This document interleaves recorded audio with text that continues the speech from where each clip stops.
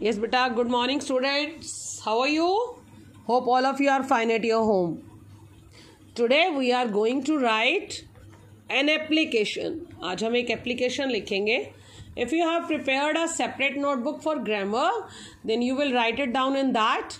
If you have not prepared a separate notebook, then write in the same notebook. No need to worry about that. Tension लेने की ज़रूरत नहीं है. अगर अलग नोटबुक नहीं बनाई है ग्रामर की तो उसी में कर लीजिए. अगर अलग बना ली है तो इंग्लिश ग्रामर में कर लीजिए. Both are convenient, okay, and both are to be checked. Both दोनों ही चेक कर दी जाएंगी. ऐसे टेंशन नहीं लेना, नहीं अलग नोटबुक बनानी है, नहीं बनानी है. कोई टेंशन लेने की ज़रूरत नहीं है. You can do your work in English notebook. बस सिर्फ एक इंग्लिश की नोटबुक होनी चाहिए. ऐसे नहीं एस की कॉपी में कर दो या साइंस की कॉपी में कर दो फिर कहो मैम ने कहा था काम कर ले. नहीं, मैम ने कहा है इंग्लिश की नोटबुक में काम करो. ठीक है, ओके. चलो, व्हाट इज एन एप्लीकेशन. अब एप्लीकेशन होती क्या है. फॉर एग्जाम्पल, घर पे हमने एक न्यू बेड लेके आना है तो उसमें कौन डिसाइड करेगा.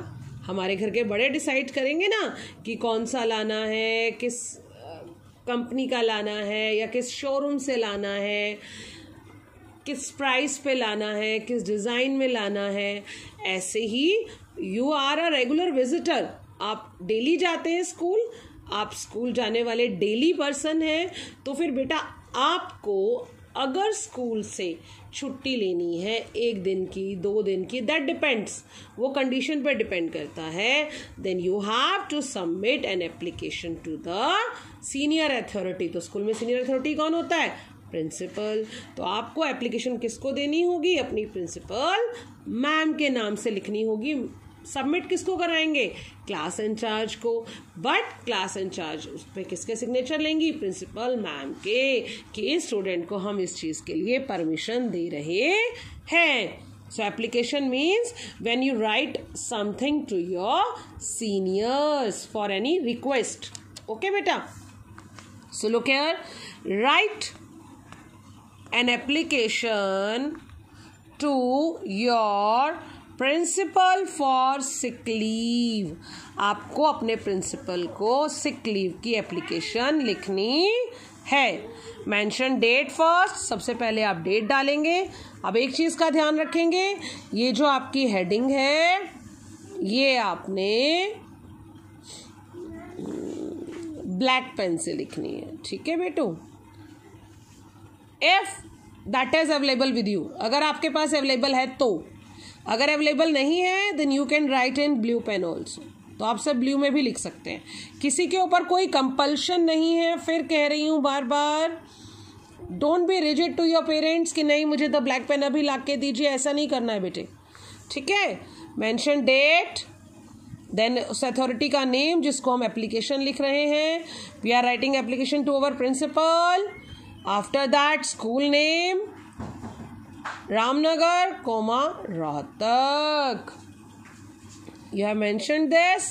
देन सब्जेक्ट, कि किस टॉपिक पे, किस बारे में लिख रहे हैं आप. अब ये तो क्या है, रिक्वेस्ट फॉर सिक लीव. ये तो सिक लीव है. हो सकता है request for remission of fine हो, रिक्वेस्ट फॉर चेंजिंग सेक्शन हो, है ना, request for not wearing uniform हो, request for new library card हो. वो रिक्वेस्ट किसी बारे में हो सकती है जो स्कूल से कंसर्न्ड है. ठीक है ना, कि स्कूल में आपको कोई भी बहुत सारे काम हो सकते हैं. हो सकता है आपका न्यू लाइब्रेरी कार्ड आपने इशू कराना हो, न्यू डायरी लेनी हो, कुछ भी. तो आप उस बारे में रिक्वेस्ट किसको डालेंगे बेटा. प्रिंसिपल मैम को, जो भी स्कूल से कंसर्न्ड होंगे आपके टॉपिक.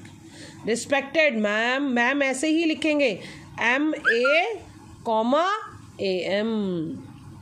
विद हम्बल रिक्वेस्ट, विनम्र निवेदन है. हिंदी में लिखते हैं ना आप. I would like to say that I have been suffering. मैं आपको ये कहना चाहता हूँ या कहना चाहती हूँ कि मैं पीड़ित हूँ, बीमार हूँ. फ्रॉम हाई फीवर, मुझे बहुत तेज़ बुखार है. फॉर लास्ट 2 days, 2 दिन से. क्लियर. अब आपको ये देखो, 2 वर्ड्स के बीच में एटलीस्ट 1 पेंसिल का गैप होना चाहिए, ताकि आपके 2 वर्ड्स क्लियरली विजिबल हो, प्रॉपर डिस्टेंस पे हो, और मैम को एग्जैक्टली समझ में आ सके कि कहाँ पे नया वर्ड स्टार्ट हो रहा है। ठीक है ना? ये नहीं हर वर्ड के बाद पेंसिल रख के मेजर करते रहो, नो, एक कॉमन सा स्पेस छोड़ना है आपने। दिख रहा है ना आपको? Then the doctor has prescribed, doctor ने मुझे, अब आप यहाँ पे अगर आपको ये वर्ड मुश्किल लगे तो आप यहाँ एडवाइज्ड भी लिख सकते हैं बेटा। ठीक है? द डॉक्टर हैज प्रेस्क्राइब्ड और एडवाइज्ड, आप दोनों में से एक वर्ड लिख सकते हैं। Me to take complete bed rest, doctor ने मुझे क्या कहा है कि मैं 1 वीक का बेड रेस्ट करूं। मेरे को 2 दिन से बहुत तेज बुखार है, तो मैं डॉक्टर के पास अब गई, उसने मुझे कहा 1 वीक का बेड रेस्ट करो।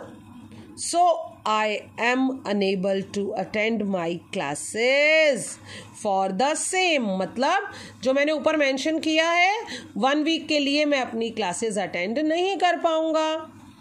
Kindly grant me leave for the above mentioned, जो मैंने ऊपर बताया है, मतलब 1 वीक के लिए मुझे प्लीज लीव दी जाए।